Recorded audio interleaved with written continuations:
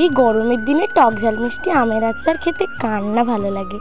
আজ আমি বানিয়ে দেখাবো টক ঝাল মিষ্টি আমের আচার রেসিপিটি বানানোর জন্য একটা কাঁচা আমকে ভালো করে ধুয়ে নিতে হবে। তারপরে সুন্দরভাবে সরু সরু করে কাঁচা আমটিকে কেটে নিতে হবে।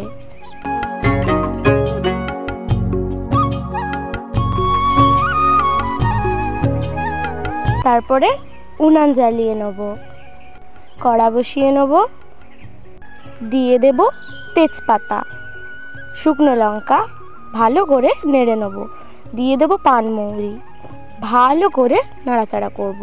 ওই মশলাটিকে নামিয়ে শিলে গুঁড়ো করে নেব। তারপরে ওই কড়ার মধ্যে পরিমাণ মতন জল, 1 বাটি চিনি দিয়ে ভালো করে নাড়াচাড়া করব।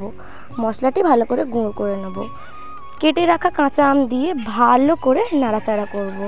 দেখো মশলা গুঁড়ো হয়ে গেছে।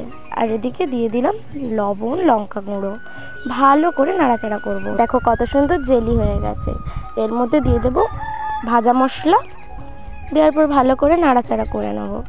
তারপর এটাকে নামিয়ে নিতে হবে। দেখো তো কত সুন্দরভাবে তৈরি হয়ে গেছে।